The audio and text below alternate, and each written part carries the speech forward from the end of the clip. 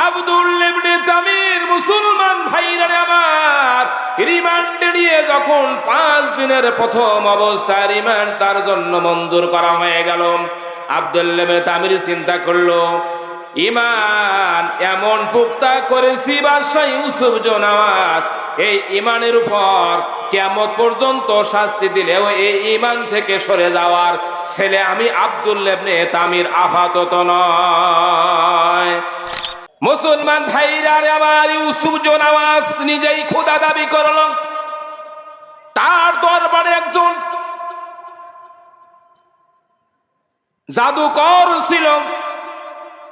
ওই জাদুকর ইউসুফ জোনাওয়াজকে শিখিয়ে দিত, শোনো, সকলেই তোমার আয়ত্তে থাকবে, তোমার কবজার ভিতর সব থাকবে।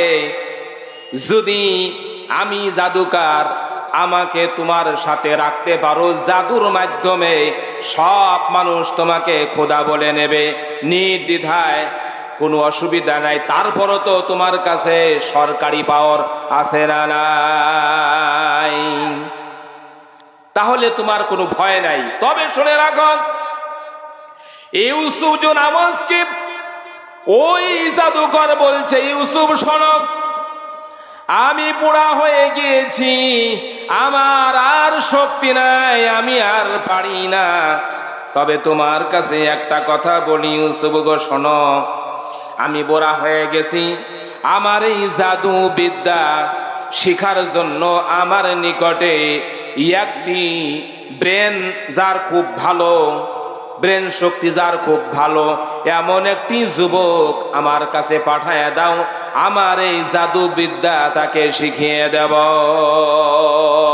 জাদু বিদ্যা শিখা এটা জায়েজ নাই, কথা বলেন কি জায়েজ নাই?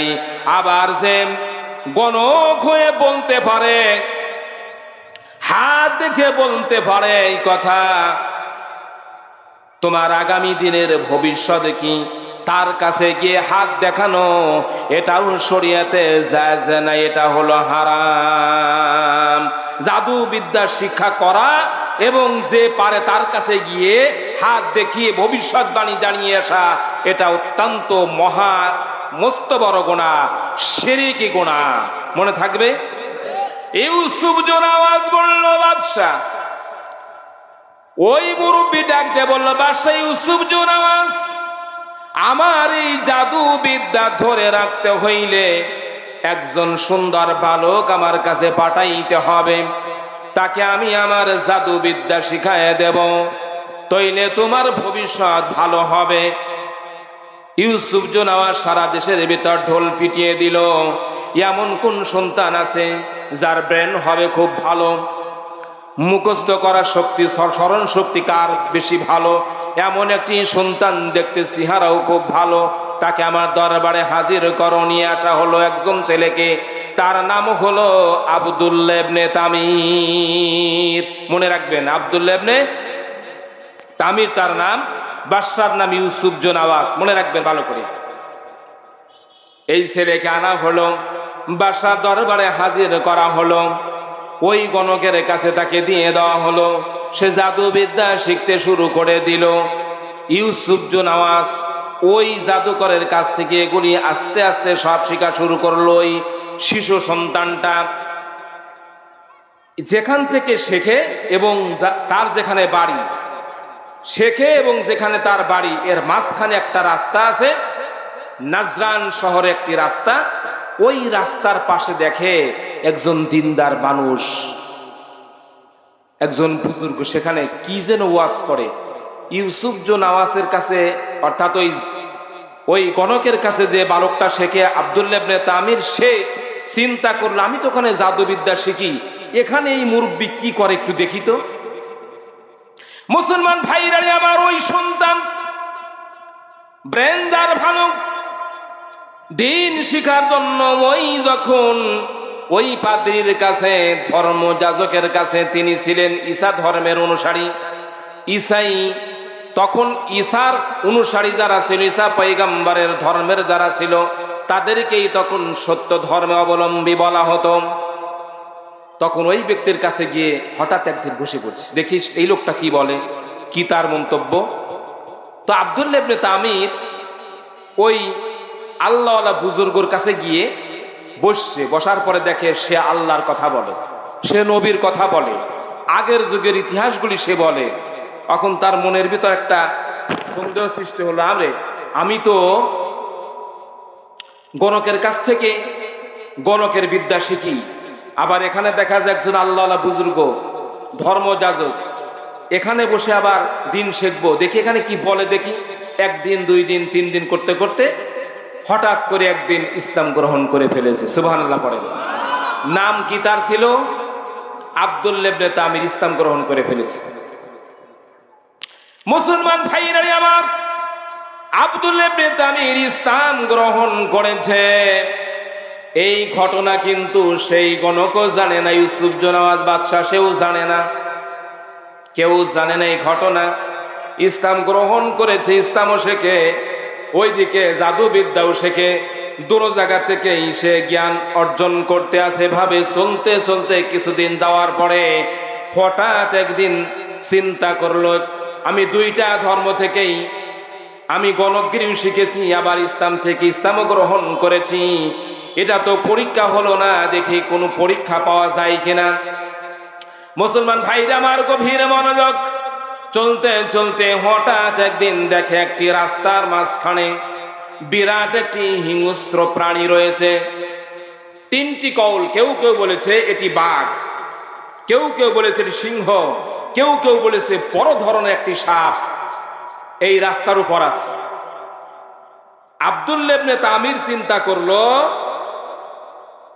আজকে পরীক্ষা হবে, ইসলামেরও পরীক্ষা হবে, গণকেরও পরীক্ষা হয়ে যাবে, দেখি কোন ধর্মটাই আজকে সত্য, এটা আজকে প্রমাণ হবে, যাচাই আর বাছাই হবে। মুসলমান ভাইরা আমার, আব্দুল্লাহ ইবনে তামির দেখে রাস্তার 2 পাশে হাজার হাজার মানুষ, লাখে লাখে মানুষ রাস্তা পার দিতে পারছে না। আব্দুল্লাহ ইবনে তামির চিন্তা করলো, আমি আজকে আল্লাহর শক্তি এখানে খাটায় দেখবো, আল্লাহই সত্য না গণকের ধর্মটা সত্য, আজকে পরীক্ষা হয়ে যাবে।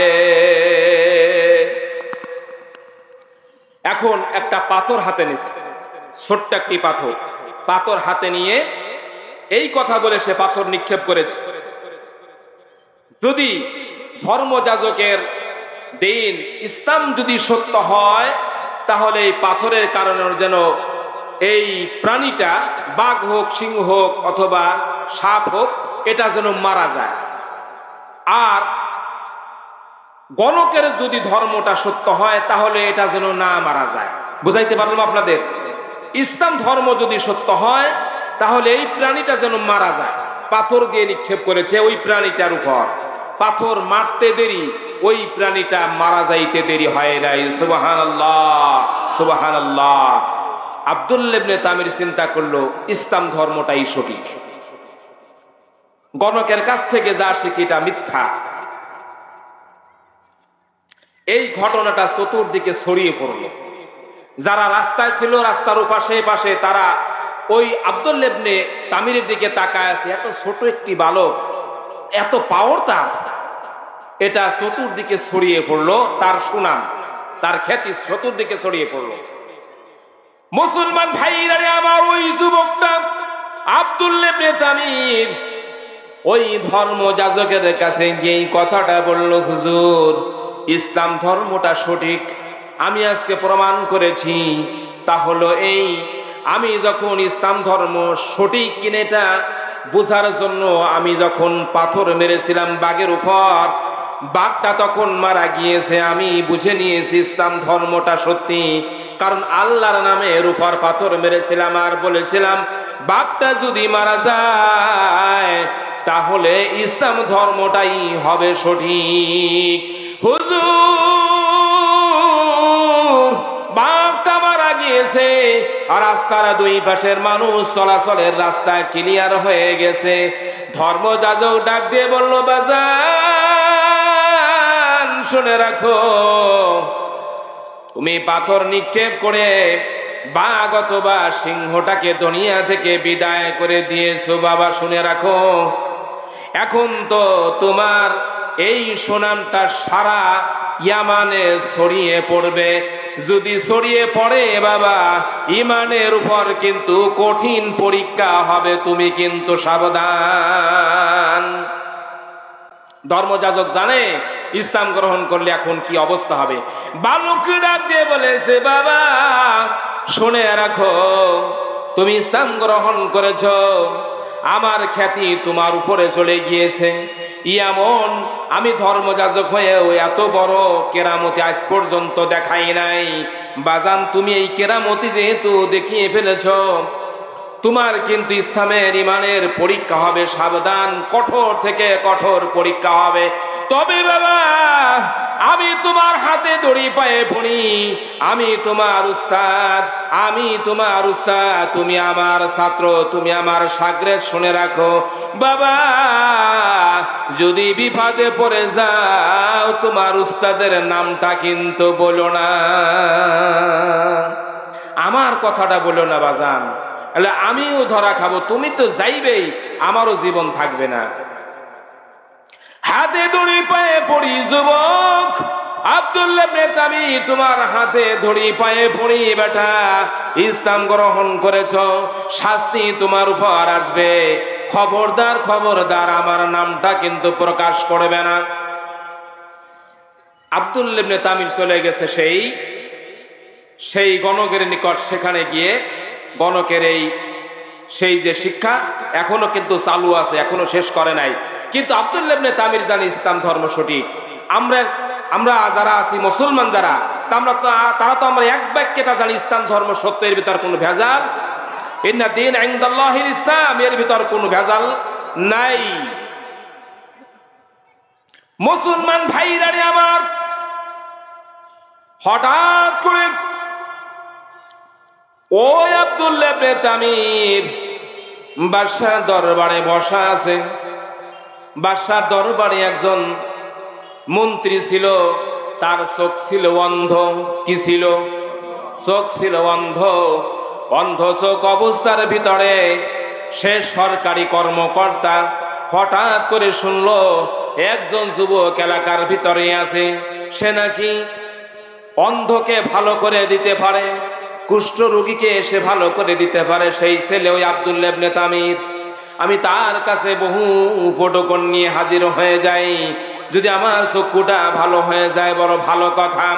মুসলমান ভাইরা আমার, ইউসুফ জুনাওয়াসের দরবার থেকে ওই অন্ধ মন্ত্রী এখান থেকে বের হয়ে সেই যুবকের কাছে চলে গেছে, গিয়ে বলেছে, বাজান শুনেছি তুমি নাকি বড় জাননেওয়ালা হয়েছ, তুমি নাকি অন্ধ ভালো করতে পারো, তুমি নাকি কুষ্ঠ রোগীকে ভালো করতে পারো। আমি তোমার কাছে এসেছি, আমি বড় ধরনের ফটোকন নিয়ে আসছি তোমার নিকটে। আমার চোখটা যদি তুমি ভালো করে দিতে পারো, এই হাদিয়া তোমার জন্য আজকে আমি দিয়ে যাব। মুসলমান ভাইরা আমার, গভীর মনোযোগ। আব্দুল্লাহ ইবনে তামির বলেছে, ও ভাই, ইউসুফ জুনাওয়াসের দরবারে তুমি মন্ত্রী? বলে, হ্যাঁ আমি একজন মন্ত্রী। তবে শুনে রাখো, চোখ ভালো করতে পারে আমার আল্লাহ, আমি চোখ ভালো করতে পারি না। এই শক্তি আমাকে আমার আল্লাহ দেয় নাই। যদি তুমি ইসলাম গ্রহণ করতে পারো, তবে তোমার চোখটা ভালো হওয়ার জন্য আমি আল্লাহর কাছে দোয়া করতে পারি। মুসলমান ভাইরা আমার, অন্ধ মন্ত্রী বলল, রে আব্দুল্লাহ ইবনে তামির, তুমি না বাদশার দরবারে যাও? বলে, হ্যাঁ আমি বাদশার দরবারে যাই, আমি তো মুসলমান হয়ে গিয়েছি। বলে, আমাদের ইউসুফ জুনাওয়াসের চাইতে আরো বড় কোনো বাদশা আছে কিনা? সেই তো একজন আল্লাহ, সেই তো আল্লাহ দাবি করে, খোদা দাবি করে। বালক আব্দুল্লাহ তামির বলেছে, না না না, একজন স্রষ্টা আছে, তিনি হলেন আমাদের রব। তুমি যদি ওই রবের ঈমান আনতে পারো, যদি তুমি পড়ে নিতে পারো লা ইলাহা ইল্লাল্লাহু ঈসা রূহুল্লাহ, এই কালেমা যদি তুমি গ্রহণ করতে পারো, তাহলে আমি আল্লাহর কাছে দোয়া করব এই চক্ষু ভালো করতে পারেন আমার আল্লাহ, আমি নয়। অন্ধমন্ত্রী চিন্তা করলো, দেখি তাও তো দুনিয়াটা দেখি, পরের চিন্তা পরে চোখটা যদি ভালো হয়ে যায় তাহলে এটাই আমার সবচাইতে বড় সওয়াব, আর আমার কিছু নেই। একজন অন্ধ মানুষ যদি ভালো হয়ে যায়, কথার কথা, তার হাতে একটি লাঠি যদি থাকে, তাকে যদি চোখটা ভালো করে দেওয়া হয়, সাথে সাথে সে হাতের লাঠিটা আগে ফেলে দেবে, কথা ঠিক না? সে কথা ঠিক কিনা? সে চিন্তা করবে, হায় রে, এই লাঠি নিয়ে আমি এতদিন চলাফেরা করেছি, হাতের লাঠিটা জমিনে ছেড়ে দেবে, ঠিক না? অন্ধমন্ত্রী চিন্তা করলো, আমি লাঠি নিয়ে চলাচল করি, রাজার দরবারে যাই, আমার চোখটা যদি ভালো হয়ে যায়, এর চাইতে আমার আর বড় কি চাওয়া হইতে পারে? এটার চাইতে আমার আর বড় কিছু চাওয়া হইতে পারে না। আমি ইসলাম গ্রহণ করে নিলাম ঈসা নবী আলাইহিস সালামের উপর, লা ইলাহা ইল্লাল্লাহ ঈসা রুহুল্লাহ কালেমা পড়ে নিলেন। আব্দুল্লাহ ইবনে তামির আল্লাহর কাছে দোয়া করলেন, আল্লাহ তুমি ভালো করতে পারো, আমি ভালো করতে পারি না। ঈমান এনেছে, বিশ্বাস করে তোমার উপর, কাজেই তোমার কুদরত আছে, তুমি এই অন্ধ মন্ত্রীর চোখটাকে ভালো করে দাও। দোয়া করতে দেরি, চোখটা ভালো হইতে দেরি হয় নাই। সুবহানাল্লাহ, আর জোরে পড়েন না সুবহানাল্লাহ। কে ভালো করে দিলেন? আরো জোরে কে? আল্লাহ পাক ভালো করে দিলেন। ঘটনা ব্যতিক্রম, পরের দিন রাজ দরবারে হাজির ওই অন্ধ মন্ত্রী, কিন্তু আজ তার অন্ধ নাই, তার চোখ আজকে ভালো। চোখ ভালো নিয়ে যখন রাজ দরবারে হাজির হয়ে গেছে, রাজা লক্ষ্য করে দেখে, ইউসুফ যে নওয়াজ লক্ষ্য করে দেখে, এই সে আমার অন্ধ মন্ত্রী নাকি? চোখ ভালো দেখা যায়, ব্যাপার কি? ডাকতে বলেছে, তুমি সে আমার সেই অন্ধ মন্ত্রী নাকি? বলে হ্যাঁ। বলে তোমার চোখ ভালো হলো কেমন করে বলো তো? বলে আমি তো এক আল্লাহর উপরে ঈমান এনেছি। সুবহানাল্লাহ বলেন। আমি তো ইসলাম গ্রহণ করেছি, আমি এক আল্লাহর উপর বিশ্বাস স্থাপন করেছি। ইউসুফ নওয়াজ বলল, আমার চাইতে কি আরো বড় কেউ আছে নাকি? আমি তো স্বয়ং নিজেই আল্লাহ, আমার চাইতে বড় আরো কেউ আছে? বলে হ্যাঁ আছে, তোমার চাইতে আরো বড় আছে, যিনি তোমাকেও সৃষ্টি করেছেন, আমাকেও সৃষ্টি করেছেন, যিনি বিনা খুঁটিতে আকাশকে ঠেকিয়ে রেখেছেন। আরো জোরে কোন সুবহানাল্লাহ, আরো জোরে, যেভাবে সুবহানাল্লাহ বলতেছে। মুসলমান ভাইরা আমার, ইউসুফ নওয়াজ বলেছে, তুই কি আমার দরবারে সেই অন্ধ মন্ত্রী? বলে হ্যাঁ, আমি তো ইসলাম গ্রহণ করেছি, ঈমান গ্রহণ করেছি। ইউসুফ নওয়াজ বলল, ঈমান গ্রহণ করার সাথ আমি ইউসুফ নওয়াজ তোরে মিটিয়ে দেব। অন্ধ মন্ত্রী চিন্তা করলো, ঈমান যেহেতু গ্রহণ করেছি, এই ঈমান থেকে আর ফেরার সুযোগ নেই। আল্লাহকে যখন বিশ্বাস করেছি, এই ঈমান থেকে আর ফেরার সুযোগ নেই। বাদশা হুকুম জারি করেছে, তারে কঠোর শাস্তির ব্যবস্থা করো, কঠিন থেকে কঠিন শাস্তি দাও। দেখি সে কার কাছ থেকে চোখ ভালো করছে, তারে আমি চিনে নেই আগে। এটারও ধরবো, ওটারও ধরবো, দুটোটার একসাথে শাস্তি দেব। ক্ষমতা তো আমার হাতে, এখন ক্ষমতা এখন আমার হাতে, পাওয়ার এখন আমার হাতে। আমি ইচ্ছা করলে শুলে চড়াবো, আমি ইচ্ছা করলে ফাঁসির কাস্টে ঝোলাবো। ক্ষমতা তো এখন আমার হাতে। ভালো আর মন্দ দেখার সময় তো আমার এখন নাই। আমার কাছ থেকে ক্ষমতা কেড়ে নিবে আর একজন, তা হতে পারে না। তাই খোদা আর একজন হতে পারে না, আমি নিজেই খোদা। অন্ধমন্ত্রীকে নিয়ে এসে শাস্তি দেওয়া হয়েছে, কঠিন থেকে কঠিন শাস্তি দেওয়া হয়েছে। কোন কোন কিতাবে লিখেছে, জল্লাদকে হুকুম করেছে, জল্লাদ শোনো, একটি করাত নাও, আমার এই মন্ত্রী, অন্ধ মন্ত্রী কার কাছ থেকে যেন ইসলাম গ্রহণ করেছে, এক আল্লাহর উপর ইসলাম এনেছে, ইসলাম গ্রহণ করেছে, আমি তারে বাঁচায় রাখবো না। এই করাতটা তার মাথার উপরে ধরো, আর ঈমান ছাড়ার কথা বলো, ঈমান ছাড়ার কথা বলো। আর যদি না ছাড়ে, তাহলে মাথা থেকে পা পর্যন্ত করাত দিয়ে ফেরে দুনিয়া থেকে বিদায় করে দেব। তাকে আগে জিজ্ঞাসা করো ঈমান ছেড়ে দিবে কিনা। একটু চিন্তা করেন আর মনে মনে ধারণা করেন, আমার আপনার ঈমান যদি সেই জায়গা হতো, ঈমান ছেড়ে দেওয়া ছাড়া কোনো উপায় ছিল না। কথা বলেন ঠিক কিনা? কঠিন ঈমানদার ছিল। অন্ধ মন্ত্রীকে হাজির করে বলা হয়েছে, কে তোমার চোখটা ভালো করে দিল, তার নামটা প্রকাশ করো। বলে নাম বলা যাবে না। বলে নাম বলো, না হইলে মাথা থেকে পা পর্যন্ত করাত দিয়ে ফিরে দুইখণ্ডিত করে দেব। আগের দিনে যারা মুরব্বীরা আছেন ওনারা জানেন, গাছগাছালির কাঠগুলি ভাড়া হইতো দেখছেন নি আপনারা? মানুষ দিয়ে ভাড়া হইতো দেখছেন তো? নিচের থেকে দুইজন টানে আর উপর থেকে একজন আছে, উপরে করাত টানে, উপরে নিয়ে যান, নিচের থেকে টান দিয়ে নিয়ে আসে। এই দৃশ্য দেখছেন তো এক সময়? এখন ওটা আছে জাদুঘরে, এখন আর এটা না, এখন আছে জাদুঘরে, এখন আর নাই। এখন সোমেলে নিয়ে সাথে সাথে এটা কাটটা যেভাবে আপনার করার দরকার সেভাবে করে দেয়। আগে এটা ছিল না, সারাদিন ধরে দুইজন টানে আর উপর থেকে একজন এইভাবে করে, দেখছেন নি আপনারা? এখন এটা জাদুঘরে আছে। দেখো, ইমান ছেড়ে দেওয়ার সময় এখনো আছে। আল্লাহ পাক বলেন, আম হাসিবতুম আতাদখুলুল জান্নাতা ওয়ালাম্মা ইয়ালামিল্লাহুল্লাযীনা জাহাদু মিনকুম ওয়া ইয়ালামাস সাবিরিন। কি তোমরা ধারণা করেছো তোমরা জান্নাতে চলে যাবে? না না না, তোমাদের এটা ভুল। এখনো তো আমি তোমাদের পরীক্ষাই করি নাই যে কে তোমাদের ভিতর জিহাদ করে, কে ধৈর্য ধারণ করে। আমি আল্লাহর রাহে কে জিহাদ করে আর কে ধৈর্য ধারণ করে, আমি তো এটা এখনো পরীক্ষা করি নাই তোমাদের। আমি হাসিব তো আনতা দুখুল জান্নাত, তোমরা জান্নাতে চলে যাবে? না, এটা তোমাদের ভুল। মুসলমান ভাইরা আমার, আমাদের এখন ইমানটা হলো এমন, কচুর পাতার উপর পানি রাখলে এই পানিটা যে কোনো মুহূর্তে পড়ে যাইতে পারে, তার যেমন গ্যারান্টি নাই। আমার আপনার ইমানটাও ঠিকই একই অবস্থায়। হাজার হাজার মানুষের ইমান, হাজার হাজার মুসলমান নর নারীর ইমান বিক্রি হয়ে যায় টাকার কাছে, কথা ঠিক কিনা?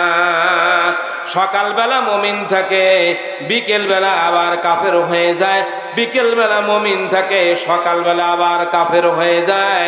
ইমান বিক্রি করে দেয় দুনিয়ার দাম সামান্য তুচ্ছ জিনিসের কাছে, আছে না নাই? ক্ষমতার কাছেও তার ইমান বিক্রি করে দেয়, আছে না নাই? এখন আমাদের ইমানটা ঠিক কচুর পাতার পানির উপরে, পানি থাকলে যেরকম এই পানির কোনো বিশ্বাস নাই যে কোনো মুহূর্তে পড়ে যাইতে পারে, আমাদের ইমানটা ঠিক একই অবস্থা, যে কোনো মুহূর্তে আমাদের ইমান চলে যাইতে পারে। চিন্তা করেন, যখন করাতটা মাথার উপর নিয়ে আসছে, বাইশ ডাক দিয়ে বলেছে, মন্ত্রী শোনো, করাতটা তোমার মাথার উপরে আছে, এখনো সময় আছে, তুমি কার কাছ থেকে ইসলাম গ্রহণ করেছো তার নামটা একটু প্রকাশ করে দাও। এখন দেখলো যেইভাবে শাস্তি শুরু হয়ে গেছে, অন্ধকারে যেইভাবে শাস্তি শুরু হয়ে গেছে, আয়না ঘরে নিয়ে যেইভাবে শাস্তি শুরু হয়ে গেছে, অপরাধ না করলেও উপায় নাই বলে দেয়, আছে না নাই? এমন শাস্তি যখন শুরু হয়ে গেছে, অন্ধ মন্ত্রী বলে দিয়েছে, আপনার দরবারে একজন যুবক আছে না? বলে আছে। বলে গণগিরি শেখে কিনা? বলে হ্যাঁ। বলে তার নাম কি? বলে আব্দুল্লাহ ইবনে তামির। আমি তো আব্দুল্লাহ ইবনে তামিরের কাছে ইসলাম গ্রহণ করেছি, জোরে কোন মারহাবা। বাদশা ডাক দিয়ে বলল, ব্যাপার কি রে? আমি যারে আনলাম জাদু বিদ্যা শিক্ষা দেওয়ার জন্য, সে দেখা যায় বিপরীত ইসলাম গ্রহণ করে আরো মুসলমান বানাইতেছে, ব্যাপার কি? আচ্ছা, তারে আমরা ধরবো, সে যেহেতু প্রতিদিন আমাদের দরবারে আসে, অসুবিধা নাই, তবে তোমার আগে শায়েস্তা করে নেই। জল্লাদ এর মাথার উপর করাত ধরো আর ফাটতে শুরু করো। মুসলমান ভাইদা একটু খেয়াল করবেন, মা বোনেরাও খেয়াল করবেন, ওই সময় যদি আপনাদের কথা বাদ দিলাম, আমি যদি হতাম আমার অবস্থাটা কেমন হতো? আমি কি থাকতে পারতাম কিনা ইমানের উপর? আল্লাহ পাক ভালো জানেন। করাত মাথার উপর নিয়ে যখন ফাড়া শুরু হয়ে গেছে, এমত অবস্থার ভিতর অন্ধ মন্ত্রী বলেছে, এক আল্লাহর উপর আমি ঈমান এনেছি। আমি কখনো ঈমান থেকে সরে যাব না। আমি ঈমান এনেছি, আমাকে যদি মাথা থেকে পা পর্যন্ত ফেরে দ্বিখণ্ডিত করে ফেলানো হয়, তারপরে ঈমান থেকে আমি সরে যাব না। ঈমান এনেছি তো এনেছি। মুসলমান ভাইরা আমার, দুইজন জল্লাদে মাথা থেকে পা পর্যন্ত করাত দিয়ে ফেরে তারে দুনিয়া থেকে বিদায় করে দিয়েছে। এবার আব্দুল্লাহ ইবনে তামিরকে হাজির করা হলো। বলো তো দেখি, তুমি এই বিদ্যা কার কাছ থেকে শিখলা? একটু বলো তো দেখি, কার কাছ থেকে এই বিদ্যা শিখেছো? একটু বলো। খুব গভীর মনোযোগ দিয়ে শুনবেন। মজা হলো সামনে, মজা কোথায়? আমার দিকে খান, মজা কোথায়? পিছনে যারা আছেন, সামনের একটু খালি জায়গাটা পূরণ করেন জিকিরের মাধ্যমে। লা ইলাহা, খুব তাড়াতাড়ি লা ইলাহা, মহাব্বতে লা ইলাহা, আরো জোরে তাড়াতাড়ি লা ইলাহা। এই যে পশ্চিম পাশে যারা আছেন, এই যে পিছনে সাদা চাদরওয়ালা, একটু কষ্ট করেন, একটু হরকতে বরকত। লা ইলাহা, জোরে লা ইলাহা ইল্লাল্লাহু ইল্লাল্লাহু ইল্লাল্লাহ, লা ইলাহা ইল্লাল্লাহ, লা ইলাহা, লা ইলাহা ইল্লাল্লাহু মুহাম্মাদুর রাসূলুল্লাহ। সকলেই পড়ি। যুবককে ডাক দিয়ে বলেছে, বাদশা ইউসুফ জোনাওয়াজ, আব্দুল্লাহ ইবনে তামির, শুনে রাখো, ইসলাম কোত্থেকে গ্রহণ করেছো? বলে, ইসলাম গ্রহণ করেছি যেখান থেকেই হোক। এটা আপনার কাছে বলার আমার কোনো প্রয়োজন নাই। আমি ইসলাম গ্রহণ করেছি, যে এটাই সবচাইতে বড় কথা। ইসলাম থেকে সরে যাওয়ার আর কোনো সুযোগ নাই। জল্লাদ, দেরি নাই রে, আব্দুল্লাহ ইবনে তামিরকে ধরো এবং কঠিন থেকে কঠিন তারে শাস্তি দাও। সে কার কাছ থেকে ইসলাম গ্রহণ করেছে না বলা পর্যন্ত শাস্তি তারে দিতেই থাকবে। ওই জায়গায় বলে আসছিলাম, আল্লাহ পাক বলেন, ওয়াজুলজিলু হাত্তা ইয়াকুলার রাসূলু ওয়াল্লাযীনা আমানু মাআহু মাতা নাসরুল্লাহ, ইন্না নাসরাল্লাহি করিব। আব্দুল্লাহ ইবনে তামির, মুসলমান ভাইরা আমার, রিমান্ডে নিয়ে যখন 5 দিনের প্রথম অবস্থায় রিমান্ড তার জন্য মঞ্জুর করা হয়ে গেল, আব্দুল্লাহ ইবনে তামির চিন্তা করলো, ঈমান এমন পুক্তা করেছি বাদশা ইউসুফ জোনাওয়াজ, এই ঈমানের উপর কিয়ামত পর্যন্ত শাস্তি দিলেও এই ঈমান থেকে সরে যাওয়ার ছেলে আমি আব্দুল্লাহ ইবনে তামির আপাতত নয়। আচ্ছা, তোমার একটু পরে মারি, তোমার 5 দিনের রিমান্ড। তুমি এখন একটা কাজ করো, তুমি বলো তুমি ইসলাম কোত্থেকে গ্রহণ করেছো। পিছনে আপনাদের মনে আছে কিনা, উস্তাদ তারে বলেছিল, বেটা তোর হাতে দড়ি পায়ে পড়ি, আমার নামটা কিন্তু বলিস না। তুই যেহেতু ইসলাম গ্রহণ করেছিস, আমি জানি তোর উপর কঠোর শাস্তি থেকে শাস্তি হবে, বিপদ থেকে বিপদ হবে, কঠিন থেকে কঠিন তোরে শাস্তি দেওয়া হবে। বাজান, আমার নামটা কিন্তু কখনো তুমি বলবা না। আমি তোমার হাতে ধরি পায়ে পড়ি, যদি আমার নামটা বলে দাও, আমার এই দুনিয়া থেকে বিদায় হওয়া লাগবে, তাছাড়া আর কোনো উপায় নাই। রিমান্ডে নিয়ে যখন শাস্তির পর শাস্তি, বিপদের পর বিপদ যখন শুরু হয়ে গেল, আব্দুল্লাহ ইবনে তামির সহ্য না করতে পেরে এক সময় সে বলে দিয়েছে বাদশার কাছে, আব্দুল্লাহ ইবনে তামির ইউসুফ জোনাওয়াজের কাছে বলে দিয়েছে, ক্ষমতার জোর আপনার আছে জানি, টাকার জোর আপনার আছে জানি, জাদুবিদ্যার মাধ্যমে সকলকে বশ করে রেখেছেন জানি। আমি নাম কওয়ার ইচ্ছা ছিল না, তারপরও এই পরিমাণ শাস্তি আমারে দিতেছেন, আমি নাম বলতে বাধ্য হয়ে গেলাম। এইখান থেকে যাইতে আর আমার বাড়ির মাঝখানে নাজরান নামক শহরের রাস্তার পাশে একটি তাঁবু আছে। ওই তাঁবুর ভিতর একজন ধর্ম যাজক আছে, আমি তার কাছ থেকে ইসলাম গ্রহণ করেছি। আল্লাহু আকবার, আরো জোরে আল্লাহু আকবার। বাদশার পক্ষ থেকে কঠিন আইন জারি হয়ে গেল। আর দেরি নয়, নাম পাওয়া গেছে, আসল লোকটার নাম পাওয়া গেছে। কোত্থেকে ইসলাম শুরু হয়েছে, যাও তাড়াতাড়ি যাও। নিয়ে আসা হলো ধর্মযাজককে। আব্দুল্লাহ ইবনে তামিরের দিকে নজর দিয়ে বলেছে, বাবা আমি বলেছিলাম আমার নামটা তুমি কখনো বলবা না। আব্দুল্লাহ ইবনে তামির চোখের পানি ছেড়ে দিয়ে বলেছে, উস্তাদজি আমাকে বাধ্য করা হয়েছে নামটা বলার জন্য, এই জন্য আমি নামটা বলে দিয়েছি, বলার ইচ্ছা ছিল না। রিমান্ডে নিয়ে আমাকে হাড় কেসে মেরে শাস্তি, কারেন্টের শট, থেরাপি যত প্রকার হতে পারে আমাকে দেওয়া হয়েছে। কষ্টের উপর কষ্ট, বিপদের উপর বিপদ আমারে যখন দেওয়া হয়েছে আমি বাধ্য হয়েছি উস্তাদজি আপনার নাম বলতে। ইচ্ছা ছিল না। তারা যে আমাকে একবারে মেরে দুনিয়া থেকে বিদায় করে তাও ভালো হতো, আমাকে একবারে মারেও না, আমাকে শুধু শাস্তির উপর শাস্তি দেয়। এই ইউসুফ জোরাওয়াস একই দলকে পাঠালো, ওই যে ধর্মযাজক আমার দরবারে হাজির করো। সংক্ষেপে বলছি, হাজির করা হলো। হাজির করে ওই ধর্মযাজককে জিজ্ঞাসা করা হলো, ব্যাপার কি? আব্দুল্লাহ ইবনে তামিরকে ইসলাম গ্রহণ করিয়েছো তুমি? বলে হ। বলে তোমার এই সাহসটা কে দিল?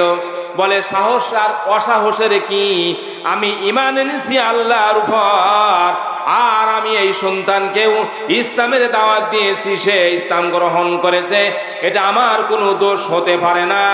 কারণ এই পৃথিবী তুমি চালাও না, চালায় আমার আল্লাহ। আমাদের আল্লাহ কয়জন? আরো জোরে কয়জন? আমাদের আল্লাহ হলো একজন। মুসলমান ভাইরা আমার যখন শাস্তি দেবে, ইতিমধ্যে ওই ধর্মযাজককে প্রথম অবস্থায় তার রিমান্ডে নিয়ে বলা হলো, ঈমান ছাড়ো। ধর্মযাজক বলল না, কোশ্চিন কালেও হবে না। এবার আগের মতো আইন জারি করা হলো। ধর্মমন্ত্রীকে যেহেতু মাথা থেকে পা পর্যন্ত ফেরে তারে দুনিয়া থেকে বিদায় দিয়েছি, কাজেই এই ধর্মযাজককেও আর দুনিয়াতে রাখবো না, তাকেও আমার পক্ষ থেকে আইন জারি করা হলো, মাথার উপর করাত বাজাও এবং পা পর্যন্ত তারে ফেরে দুনিয়া থেকে বিদায় করে দাও। মুসলমান ভাইরা আমার গভীর মনোযোগ। ওই ধর্মযাজকের মাথা থেকে পা পর্যন্ত করাত দিয়ে যখন ফারবে, এমন অবস্থার ভিতরে আল্লাহর কাছে দোয়া করতেছে ওই ধর্মযাজক, আল্লাহ ঈমানের উপর আমার যে কোনো ভাবেই অটো টাকার তৌফিক তুমি আমার দিও।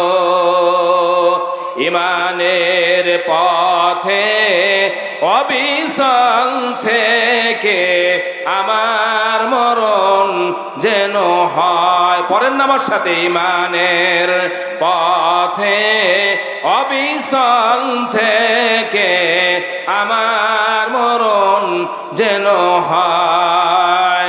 তোমারই কাছে মিনতি আমার, তোমারই কাছে মিনতি আমার, মহা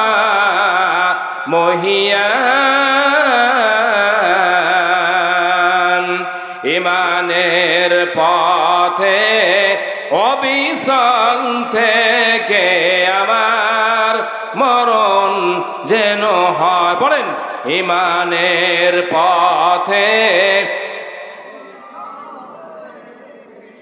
আমার মরণ যেন হয়। ঈমানের পথে অবিচল থেকে আমার মরণ যেন হয়। ধর্মযাজক এবার করাতের নিচ থেকে আল্লাহর কাছে দোয়া করেছে, আল্লাহ ঈমানের উপর যেন আমি থাকতে পারি, ওই শক্তি ওই হিম্মত আল্লাহ তুমি আমারে দাও। মাথা থেকে পা পর্যন্ত ফেরে তারে দ্বিখণ্ডিত করে দেওয়া হলো। এরপর ওই বালককে বলা হলো, এখন আর কেউ ইসলাম গ্রহণ করার লোক মনে হয় নাই, এখন তোমার পালা, তোমাকেও দুনিয়া থেকে বিদায় করে দেব। মনে রাখবেন ইতিহাস থেকে শুরু হয়েছে। আল্লাহ বলেন, কুতিলা আসহাবুল উখদুদ আন্নারি যাতিল ওয়াকুদ। গর্তওয়ালারা ধ্বংস হয়ে গিয়েছে, আসতেছে। গর্তওয়ালারা কারা আসবে? অল্প সময়ের ভিতরে এসে যাবে। ময়দানে আছেন সবাই? আরো জোরে সবাই আছেন ময়দানে? একটা তাকবীর দেবো আমরা জোরে সরে। রাজি আছেন? নারায়ে তাকবীর! আরো নারায়ে তাকবীর! তা বাজারের পশ্চিম পাশে গেছে বলে তো আমার মনে হয় না। এই তাকবীরটা বাজারের পশ্চিম পাশে গেছে এটা আমার মনে হচ্ছে না। এমন আওয়াজ দেওয়া লাগবে, মুসলমান মনে রাখতে হবে। মুসলমানের হুঙ্কারে এমন একটি সময় ছিল, এমন একটি জামানা ছিল, মুসলমানের হুঙ্কারের কারণে অমুসলিমের কলিজা পর্যন্ত থরথর করে কেঁপে যাইত। এমন একটা সময় ছিল। আমাদের অবস্থা কি? হ্যাঁ আল্লাহ, মানে ময়দানে আসে না না এটি বোঝা যায় না। মুসলমান ভাইরা আমার গভীর মনোযোগ। জবাবকে বলেছে আব্দুল্লাহ ইবনে তামির, শোনো, আর তোমাকে বাঁচায় রাখবো না, তবে তোমাকে এইভাবে মারবো না, দৃষ্টান্তমূলক শাস্তি দিয়ে তোমাকে মারা হবে। শোনো আমার দলের লোকরা, আমার পরিষদ মন্ত্রীরা, শোনো, এই আব্দুল্লাহ ইবনে তামিরকে এমন করে মারবো না, তোমরা একে পাহাড়ের উপরে নিয়ে যাও, পাহাড় উপরে নিয়ে যাও, অনেক উপরে উঠাবা। এরপর পাহাড় থেকে তারে নিচের দিকে ছেড়ে দিবে। পাহাড়ের ঘষতে ঘষতে, পাহাড়ে গড়তে গড়তে নিচ পর্যন্ত এসে যেন সে মারা যায়, তারে পাহাড়ে নিয়ে যাও। আল্লাহ যদি না মারে, কেউ মারতে পারে? আরো জোরে পারে? রাখে আল্লাহ, মারে কে? আর মারে আল্লাহ, রাখে কে? পাহাড়ে নিয়ে যাওয়া হলো। আব্দুল্লাহ ইবনে তামির পাহাড়ের উপরে উঠে, আর তার সাথে রাজার দরবারের রাজকীয় যারা ছিল, যারা রাজার কথা উঠা বসা করত, মন্ত্রী পরিষদের একটা দল পাহাড়ের উপরে উঠে যখন তাকে ছেড়ে দিবে, আব্দুল্লাহ ইবনে তামির আল্লাহর কাছে তখন দোয়া করতেছে, আল্লাহ, ঈমান এনেছি যখন, এটা সারার ঈমান না, এটা মজবুত একটি ঈমান। এই ঈমানের উপর তুমি আল্লাহ অটল রাখিও, আর এই পাহাড় থেকে আল্লাহ তুমি আমারে বাঁচায়া দাও। দোয়া করতে দেরি, আমার আল্লাহ কবুল করতে দেরি হয় নাই। এবার লক্ষ্য করুন মুসলমান ভাইরা আমার, পাহাড়ের উপরে তাকিয়ে দেখে মন্ত্রী পরিষদের যারা গিয়েছিল পাহাড়ের দিকে নজর দিয়ে দেখে পাহাড়ে ভূমিকম্প শুরু হয়ে গেছে। আল্লাহু আকবার! পাহাড়ের দিকে তাকিয়ে দেখে পাহাড়ে ভূমিকম্প শুরু হয়ে গেছে। এমন ভূমিকম্প, পাহাড় আর এখন থাকবে না। ভূমিকম্পের এক পর্যায়ে এমন হয়ে গেছে, পাহাড়ের উপরে মন্ত্রী পরিষদের যারা ছিল একটাও আর বাঁচে নাই, সবটির কলিজা ফেটে দুনিয়া থেকে বিদায় হয়ে গেছে। অবশিষ্ট আছে কে বলুন তো? আব্দুল্লাহ ইবনে তামির সশরীরে রাজকীয় বেশে হেঁটে হেঁটে রাজ দরবারে হাজির। সুবহানাল্লাহ, সুবহানাল্লাহ। ওই ঈমান যদি আমাদের থাকে, ওই ঈমানওয়ালা যদি আমরা হই, এখন আল্লাহ সাহায্য করবেন। আছেন তো আল্লাহ? না বুড়া হয়ে গেছেন? আমাদের মতন বুড়া হয়ে যাচ্ছে, ঠিক না? বয়স হয়ে যাইতেছে, তো বুড়া হয়ে গেছে, এখন ওই আগের মতন শক্তি তো আর নাই এখন আল্লাহ। ওই ঈমান যদি কারো থাকে, তাহলে আজও আল্লাহ পাক ওই ঈমানদারের জন্য সাহায্য করার জন্য এখনো প্রস্তুত। পাহাড়ে ভূমিকম্প শুরু হয়ে গেছে। যতগুলি লোক রাজ দরবার থেকে পাহাড়ের উপর উঠেছিল, ভূমিকম্পর এক পর্যায়ে তারা সবটি কলিজা ফেটে দুনিয়া থেকে বিদায় হয়ে গেছে। পাহাড় তছনছ হয়ে গেছে। আব্দুল্লাহ ইবনে তামির ঠান্ডা মাথায় রাজ দরবারে, সুবহানাল্লাহ, রাজা তারে দেখেই বেহুশ। ব্যাপার কি রে, আমার লোকজন তারা কেউ নাই, আর আব্দুল্লাহ ইবনে তামির সে ঠিকঠাক মতন আবার আমার দরবারে, ব্যাপার কি?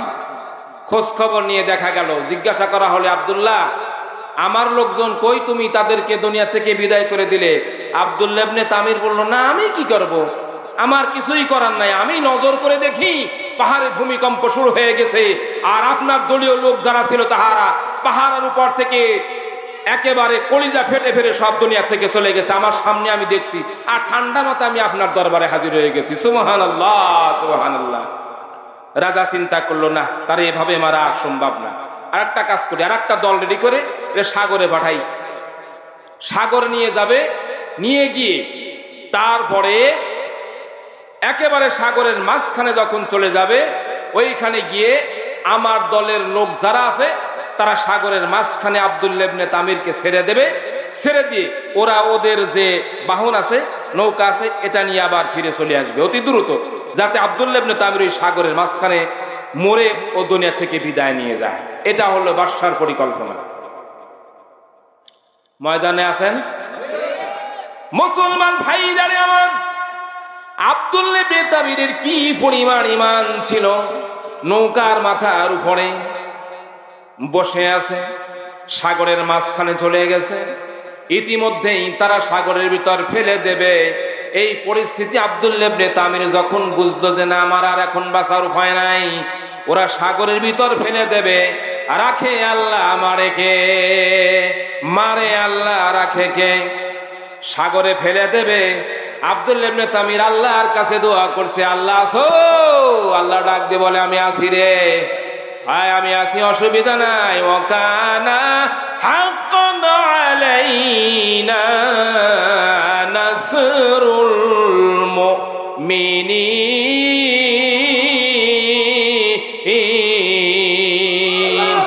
আমি সাহায্য করব, ভয় নাই। কি আমার কাছে সাহায্য চাও বলো, সাহায্য আমি করব, অসুবিধা নাই। মুসলমান ভাইরা আমার গভীর মনোযোগ, এবার সাগরের দিকে তাকিয়ে দেখে সাগরের ভিতর প্রচন্ড বাতাস শুরু হয়ে গেছে।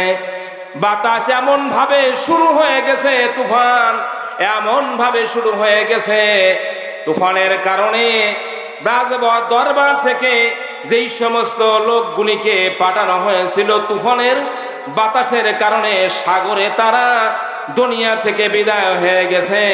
আব্দুল্লাহ ইবনে তামির সাগরের উপর দিয়ে হেঁটে হেঁটে রাজার দরবারে হাজির হয়ে গেছে।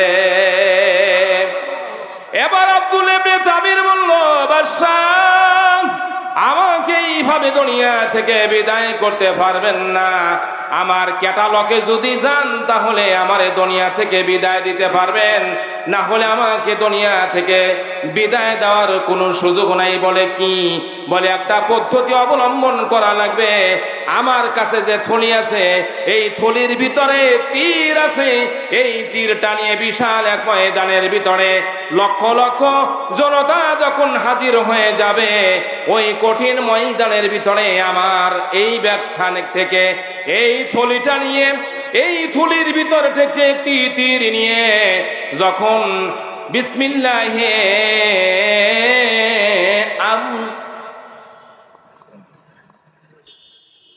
বিসমিল্লাহি রাব্বিল গুলাম বলে যখন নিক্ষেপ করবে, নিক্ষেপ করার সাথে সাথে আমি দুনিয়া থেকে বিদায় হব।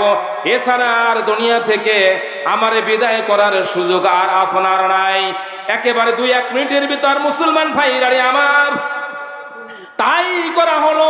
লক্ষ লক্ষ মানুষ একই ময়দানে হাজির করা হলো। যখন মানুষেরা সব ময়দানে হাজির হয়ে গেছে, ওই যুবকের শিখানো নিয়ম অনুযায়ী যখন তার থলি থেকে তীরটা বের করা হয়েছে আর বিসমিল্লাহি রাব্বিল গুলাম বলে যখন তার উপর নিক্ষেপ করা হয়েছে, দুনিয়া থেকে আব্দুল্লাহ ইবনে তামির বিদায় হয়েছে বটে, কিন্তু ময়দানে লক্ষ লক্ষ কোটি কোটি মানুষ যারা ছিল, সমস্ত মানুষ এক বাক্যে ইসলাম গ্রহণ করে নিয়েছে। জয় কান সুবহানাল্লাহ। সকল মানুষ যখন মুসলমান হয়ে গিয়েছে, বাদশা চিন্তা করলো যার ভয়ে আমি এত কিছু আয়োজন করেছি তা ঘটেই গেল।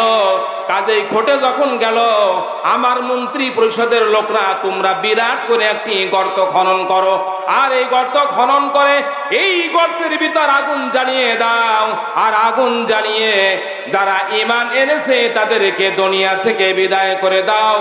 ওই যে ইউসুফ জোনাওয়াজ গর্ত খনন করেছিল, ওই গর্তের ভিতর এক রেওয়ায়াত অনুযায়ী 12,000, আর এক রেওয়ায়াতে 13,000, আর এক রেওয়ায়াতে 20,000 মুসলমানকে ওই গর্তের ভিতর পুনে ইউসুফ জোনাওয়াজ দুনিয়া থেকে বিদায় করে দিয়েছিল। আল্লাহ এই কথা বললেন, কুতিলা আসহাবুল উখদুদ আন-নারি যাতিল ওয়াকুদ। ওই সেই গর্তওয়ালা যে গর্ত খনন করেছে সেই ইউসুফ জোনাওয়াজ, অপরাধ কিছুই ছিল না, অপরাধ শুধুই ছিল ওয়ামা নাকামু মিনহুম ইল্লা আইয়ুমিনু বিল্লাহিল আজিজিল হামিদ।